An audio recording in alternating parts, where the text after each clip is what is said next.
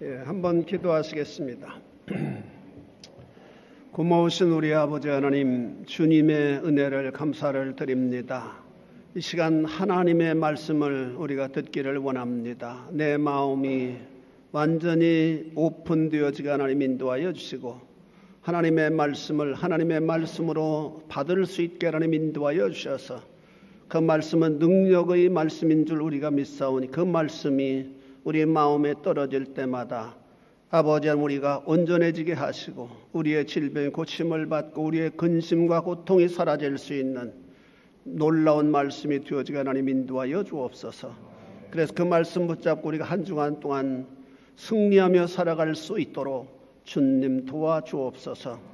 오늘 여러 가지 일들로 인하여 미참한 심령들이 있습니다. 어디 있든지 간에 그들을 지키시고 권고하여 주옵소서. 예수님 거룩하신 이름 받들어 기원하옵나이다. 아멘. 우리는 가끔 미담을 통해서 감동을 받는 경우가 많습니다. 그 감동의 내용들은 함부로 세상을 살았던 사람들이 변화를 받아서 삶의 방향을 바꾸게 되었다라고 하는 그런 얘기들입니다. 미국의 어느 부부에 대한 기사를 읽어봤는데, 부인은 태어날 때부터 하반신이 없는 사람으로 태어났다고 합니다. 콜로라도 출신의 로즈마리 시긴스라고 하는 여인인데, 그녀는 하반신이 없는 상태에서 26살에 정상적인 청년과 결혼해서 두 아이를 낳고 행복하게 살고 있다라고 하는 그런 내용이었습니다. 아마 여러분들도 보신 분이 계시겠습니다만은, 함께 가족들과 함께 나들이 하는 모습들을 사진으로 올렸는데, 어디를 갈 때에는 그 남편이 그 아내, 그는 반밖에 없는 그런 아내이기 때문에 등에 포대기 같은 것으로 해서 업기도 하고, 지금은 두 아이들이 있기 때문에 아내는 스케이트보드를 타고 다니는 그런 모습으로 사진에 올린 모습을 보았습니다. 큰애는 초등학교에 다닐 정도로 컸고, 둘째는 또 갓난 나이였기 때문에 아마도 남편이 손을 많이 봐줘야 되는 그런 상황임에도 불구하고 전혀 참 그늘이 없이 밝은 모습으로 웃는 그런 사진을 보았습니다. 그런 여러 가지 정황에도 불구하고 저들은 나들이도 잘 다니고 아이들도 엄마를 아주 잘 따르는, 그리고 아주 행복을 구가하는 그런 가정을 꾸려가고 있는 그런 모습이었습니다. 아마도 조금은 불편하겠지만은 사랑이라고 하는 거대한 힘이 그 불편함을 이기고 아름답게 살아가는 모습에 전 미국의 국민들이 큰 감동을 받았다라고 합니다. 본문에 한 불행한 사람이 소개되고 있습니다. 그 불행한 사람이 불행한 상황에서 예수 그리스도를 만나서 그의 삶이 변화가 되었다라고 하는 참으로 아름다운 미담입니다. 그는 자신의 불행한 상황을 회복시켜 달라고 주님 앞에 간절히 요청했고, 그러므로 말미암아 하나님의 회복하심을 받게 되었다라고 하는 그런 내용입니다. 우리가 잘 아는 내용입니다. 이 시간 나를 불쌍히 여기소서라고 하는 제목으로 우리 함께 은혜 받는 시간이 되어질 수 있기를 바랍니다. 이 사건은 아주 중요한 사건이고 분명한 사건이기 때문에 공관복음에 모두 기록하고 있습니다.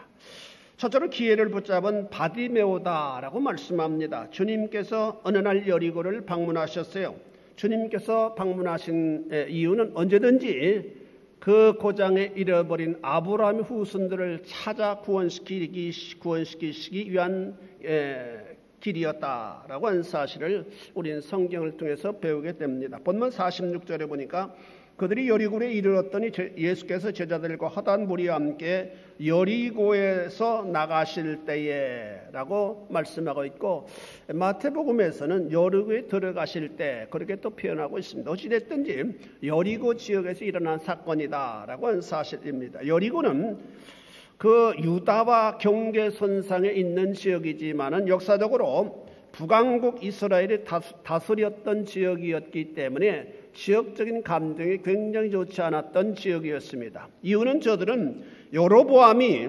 백성들이 예루살렘으로 제사를 드리러 가는 것을 막기 위해서 금송아지를 만들어서 하나는 유다와 북왕국 이스라엘의 경계선상에 있는 베델의 그 우상을 두고 또 하나는 저 북쪽에 단에 세워서 백성들로 하여금 예루살렘에까지 가서 제사를 드릴 필요가 없이 그 이스라엘에서 제사를 드리도록 도모를 했다라고 하는 사실입니다. 저들은 범죄로 말미암아 후에 아수르에서 멸망을 당했는데 아수르 왕은 자국의 청년들을 보내서 이스라엘 처녀들과 결혼하게 함으로 말미암아 아주 일부러 그들이 혼혈이 되게 만들었다라고 하는 사실입니다. 이런 연유로 말미암아 유다는 혼혈된 북왕국 이스라엘은 우리가 상종할 필요가 없는 종족이 되어져 버렸다라고 무시함으로 말미암아 무려 700여 년 동안을 서로 왕래를 하지 않고 상종하지를 아니했는데 그 높은 관습의 벽을 예수님께서 헐어버리셨다라고 하는 사실입니다. 그래서 예수님께서는 전혀 그 사실을 인정하지 아니하시고 사마리아로 아니면 여리고로 수시로 다니시면서 그 마을에 살고 있는 아브라함의 잃어버린 후손들을 구원하시는 일에 전력을 다 기울이셨다라고 하는 사실입니다. 그래서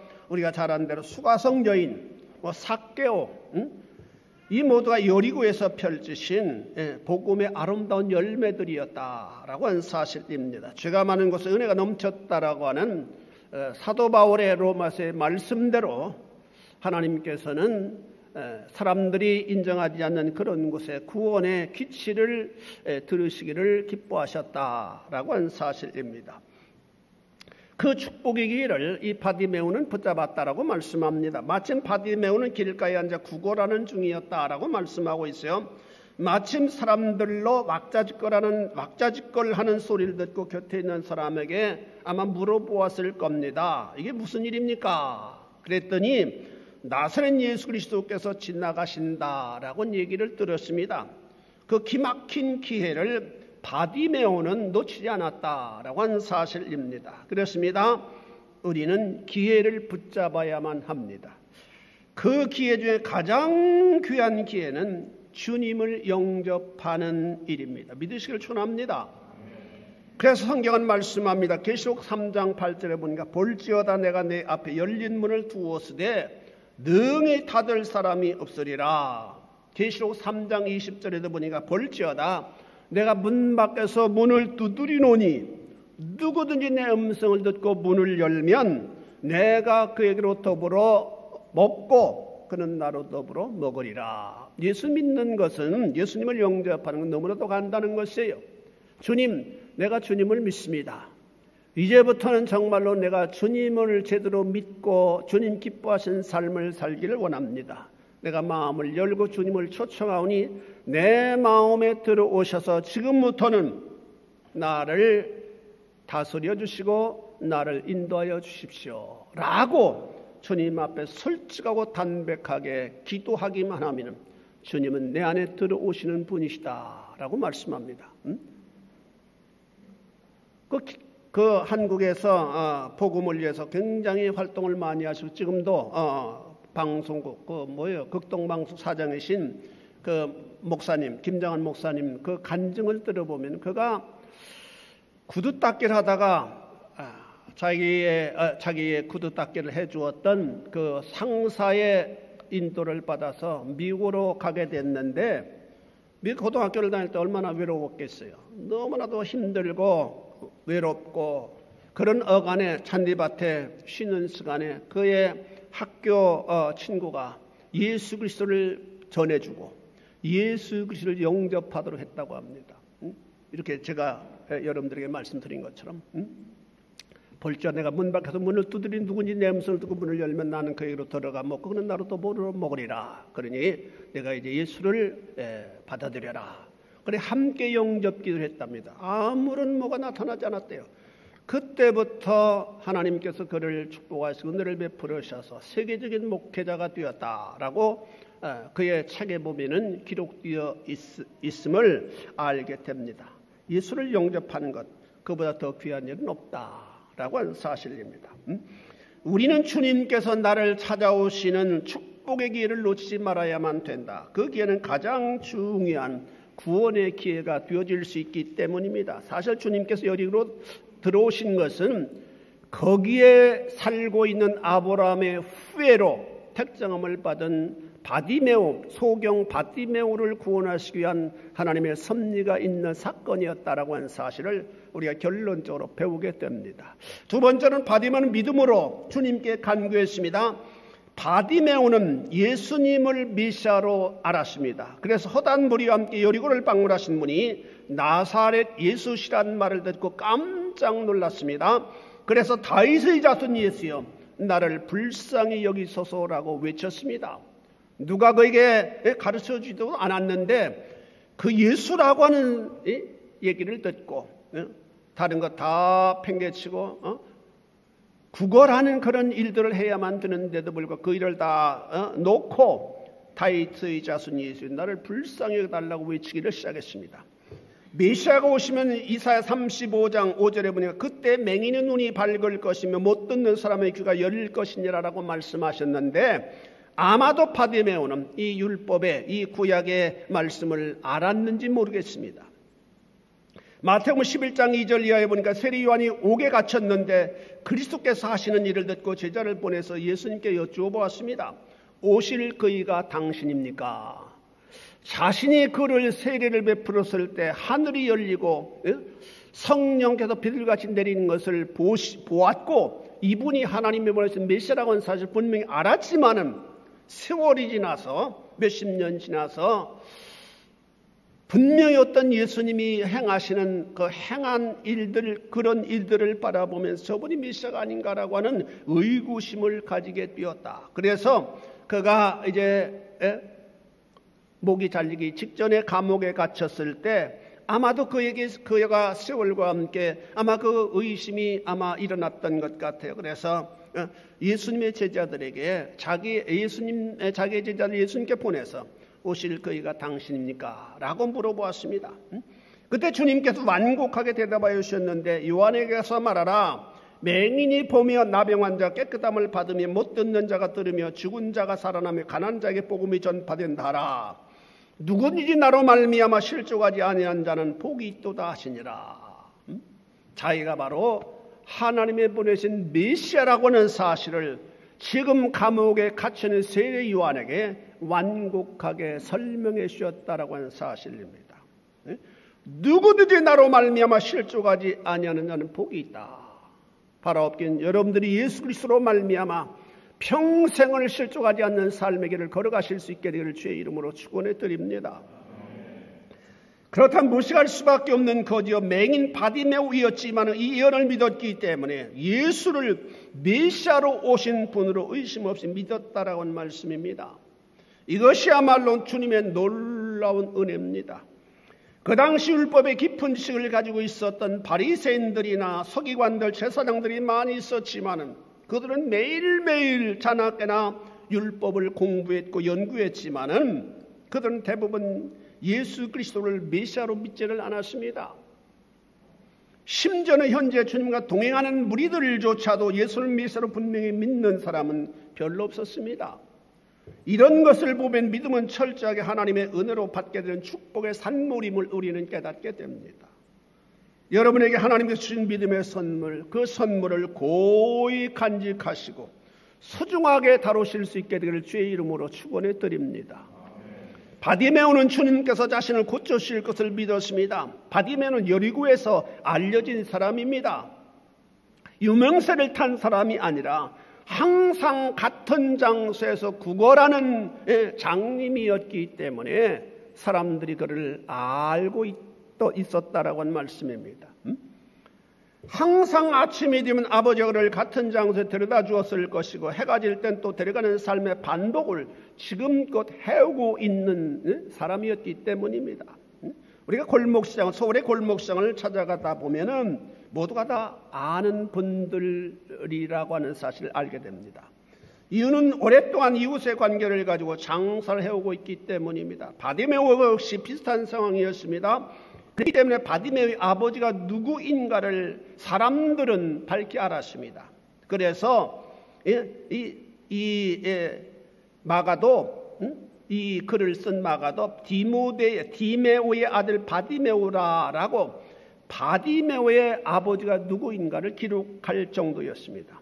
눈에 보이지 않는다는 이유로 생산적인 일을 할 수 없어 사람들이 왕래가 많은 곳을 찾아가 구걸하면서 살아가는 불행한 인생이 바로 바디메오이었다. 어디 불행한 인생이 바디메오 한 사람뿐이겠습니까? 하나님을 믿고 영생을 소유하고 살아가야 될 인생이 영적 장님이 되어서 정욕대로 살아가는 사람들은 불행한 사람들입니다. 그런 사람들이 얼마나 많이 있습니까? 하나님 주신 재능으로 부를 누리며 살아가는 사람들이 자신의 힘으로 재물을 얻었다고 교만한 마음으로 세상을 살아가는 수많은 영적 장님들이 얼마나 많이 있습니까? 또는 자신은 지식이 많다고 자랑하는 영적 장님들도 많이 있습니다. 여러분 혹 이런 장님의 삶을 추구하고 있지는 않는지요? 장님은 앞을 보지 못하는 인생입니다. 그래서 회복되어야 할 인생입니다. 바디메오는 자신을 회복시켜 주실 수 있는 분은 메시아로 오신 나사렛 예수 그리스도 밖에는 없다고 하는 사실을 믿었기 때문에 그에게 긍휼히 여겨주시라고 간청을 드렸습니다. 주님께서만이 바디메오를 불쌍히 여겨주실 수 있는 분입니다. 이유는 주님께서 바디메오를 지으신 분이시기 때문입니다. 여러분 장애인도 다 하나님이 지으셨다고 말씀하고 있어요. 그분은 또한 우리를 지으셨습니다. 고로 우리는 그분을 통해 온전함을 입을 수 있고 회복될 수 있다라고 하는 사실입니다. 그러므로 우리는 오직 주님을 찾아야 되고 그에게 도움을 요청할 수 있어야만 된다라고 하는 사실입니다. 여러분의 삶에 어려움이 있습니까? 공부가 제대로 안 됩니까? 고민하지 마시고 주님께 찾아와서 나를 좀 불쌍히 여겨달라고 기도하실 수 있게 되기를 주의 이름으로 축원해 드립니다. 진정 우리의 기도를 들어주실 수 있는 분, 우리를 축복하실 수 있고 우리를 회복해 주실 수 있는 분은 나사렛 예수 그리스도 밖에는 없기 때문입니다. 세 번째로 바디메오의 끈질긴 간청입니다. 바디메오는 소리질러 주님을 불렀습니다. 47절에 보니까 나사렛 예수시라는 말을 듣고 다윗의 자손이여 나를 불쌍히 여기소서라고 호소했습니다. 그때 많은 사람들이 그를 꾸짖었습니다. 아마도 그 소리가 너무나도 컸기 때문이었던 것 같습니다. 그래서 잠잠하라, 내가 왜 이렇게 소란을 떠느냐 책망했습니다. 그러나 바디메오는 개의치 않았습니다. 그리고 또다시 더욱 큰 소리로 주님을 불렀습니다. 48절에 보니까 많은 사람이 꾸짖어 잠잠하되 그가 더욱 크게 소리질러 이르되 다윗의 자손이여 나를 불쌍히 여기소서 하는지라. 우리는 여기서 중요한 진리를 배우게 됩니다.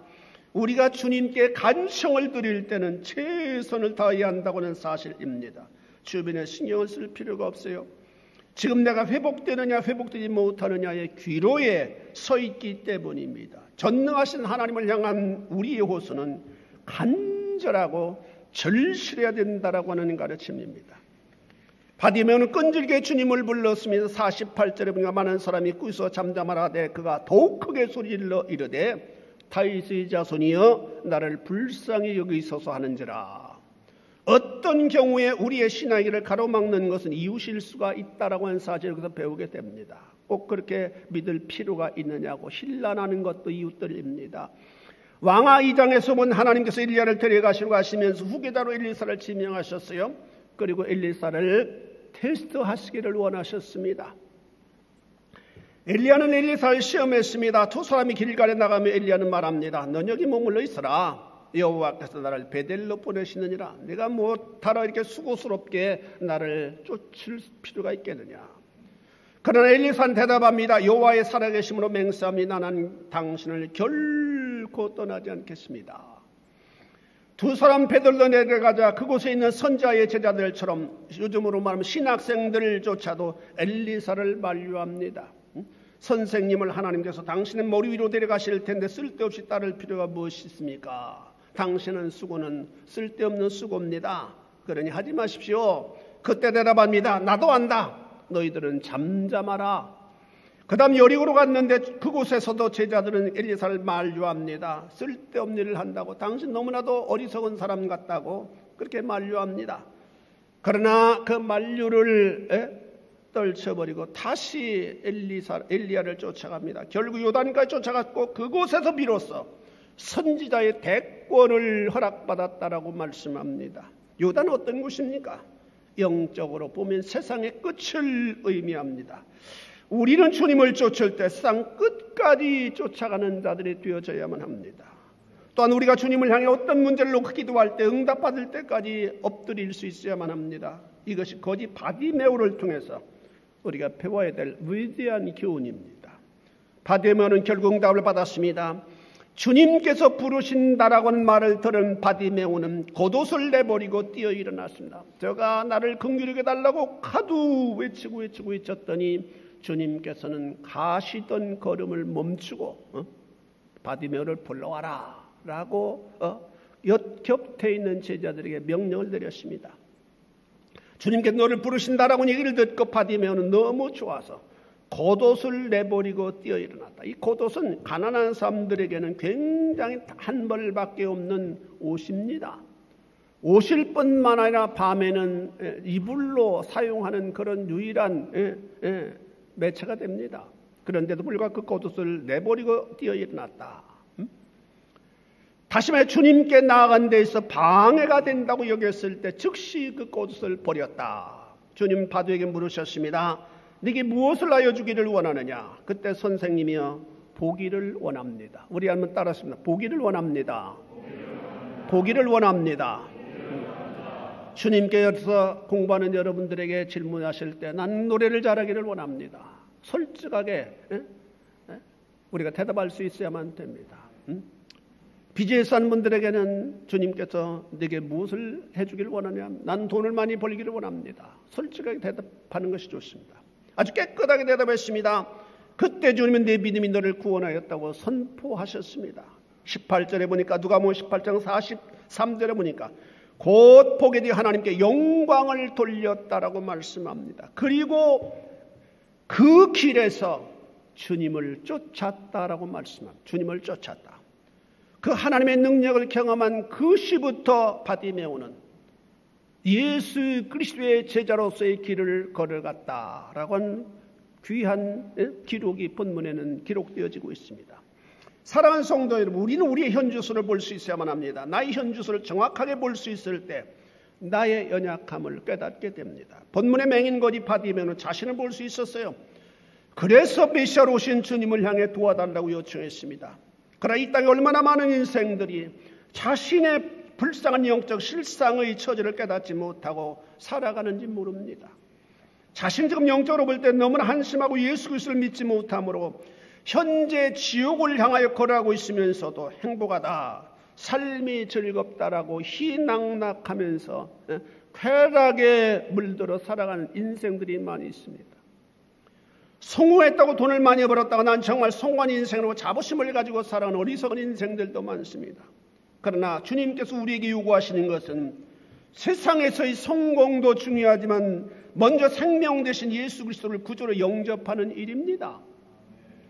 그 일이 인생에 있어서는 가장 중요한 일이요 삶의 우선순위에 두어야 되는 일입니다. 그런데 그 부분에 대해서는 전혀 준비하지 않으면서 희낙낙거리면서 세상을 살아가는 인생들이 많습니다.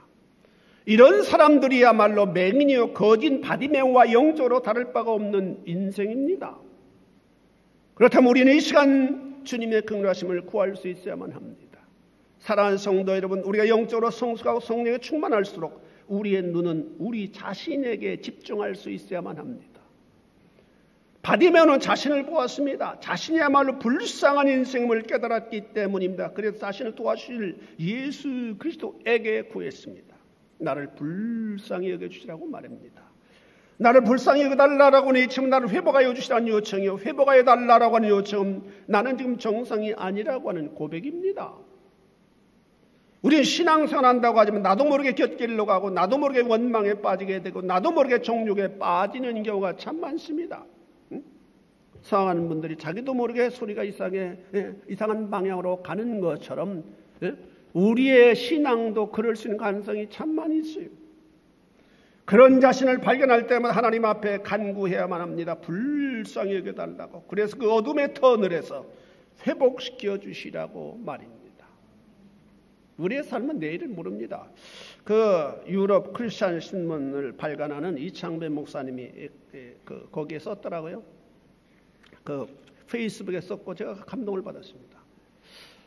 그분이 아마 모임이 있어서 강원도에 눈이 많이 왔을 때 지난주에 강원도에 가서 모임을 하고 돌아오는데 출판사 사장으로 계신 송태섭 장로님과 그분이 공항까지 마중을 나왔대요. 그러면서 그분이 2년 전에 자기의 큰딸이 먼저 하나님의 부르심을 받았답니다. 큰딸이니까 다 결혼 생활도 하고 그랬을 텐데도 불구하고 그러니까 얼마나 2년 동안을 어떻게 살았는지를 모른다고 그렇게 얘기를 했답니다. 막 너무 멍해가지고 그 큰딸을 가슴에 묻어야 된 그 아버지 부모는 얼마나 마음이 아팠겠어요. 막 정신을 사업이고 뭐고 거기에 매여서 정신을 못 차리고 살았기 때문에 이제부터는 정신 차리고 열심을 다해서 살아가겠다. 그렇게 막 서로 굉장히 얘기를 목사님에게 많이 했대요. 공항까지 와서 그랬는데 그분은 참 정직한 그런 분이기 때문에 사업을 하더라도 이것이 크게 이윤이 없다 할지라도 이 출판이 하나님 기뻐하는 출판이다라고 하면 손해를 감수하고도 출판을 하는 그런 분이라고 합니다. 그러면서 남은 여생은 정말로 하나님을 잘 섬기면서 신실하게 살아가겠습니다 라고 얘기를 많이 했대요. 그렇게 하고 왔는데 하루가 지나서 그 이튿날 22일 날 도착해서 22일 날 아침 일찍이 그 아들로부터 카톡이 왔더랍니다. 그 카톡의 내용을 보니까 아버님이 오늘 아침 6시 30분에 교통사고로 세상을 떠나셨습니다. 그렇게 카톡이 왔더래요. 이것이 바로 우리 인생의 실존의 모습입니다. 내가 어떠한 생각을 갖는다 할지라도 하나님이 때가 되면 우리를 불러가실 수밖에 없는 존재들이다. 우리의 계획과 우리의 설계 상관없이 하나님께서 주권대로 역사하시는 분이시다. 그렇다면 우리는 오늘 생명이 있을 때 최선을 다하고 오늘 생명이 있을 때 더 사랑하고 오늘 생명이 있을 때 더 이해하고 오늘 생명이 있을 때 더 이웃을 불쌍히 여길 수 있는 마음을 가져야만 된다라고 하는 사실을 여러분 기억하실 수 있게 되기를 바랍니다. 주님께서 그의 부르짖음에 걸음을 멈추시고 바디메오의 손을 들어주셨으며 놀라운 일입니다. 그 주변에 수많은 사람들이 주님과 동행하고 있었는데 기적을 경험한 사람 오직 한 사람 바디메오 밖에는 없습니다. 그렇다면 우리는 바디메오를 통해 교훈받아야만 합니다. 그가 주님을 향해 간절하게 간청했던 일을 말입니다. 항상 연약한 자신을 바라보고 주님의 긍휼하심을 구함으로 말미암아 그 풍성하신 은혜를 덧입는 성도 여러분들이 되어질 수 있기를 주님의 이름으로 축원해 드립니다. 기도하시겠습니다. 자비하신 아버지 하나님, 주님의 은혜를 감사를 드립니다. 무엇보다도 우리를 하나님의 자녀로 불러주시고 생명책에 우리의 이름들을 기록하여 주심을 감사를 드립니다. 이 큰 은혜를 우리가 허락받고 살아가면서도 우리는 하나님 앞에 감사하지도 못했고 조금만 어려움이 오면 불평과 원망과 아버지 하나님이여 참으로 절망할 가까이 오며 살아왔던 순간들이 너무너무 많이 있었음을 고백합니다. 우리를 용서하시고 아버지 우리에게 부르신 그 큰 은혜를 기억하며 늘 하나님 앞에 감사하게 하나님 인도하시고 우리에게 어려움이 올 때는 절망하나 좌절하지 말고 아버님의 긍휼하신 하나님 그 하나님 앞에 간구하며 살아갈 수 있는 심령들이 되어질 수 있도록 주님 도와주옵소서.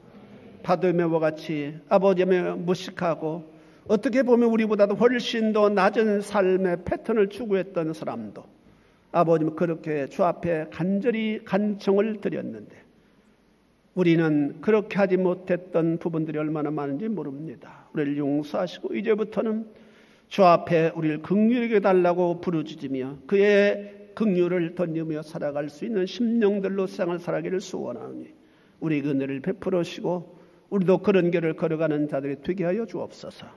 예수님 거룩하신 이름 받들어 기도 올리옵나이다. 아멘.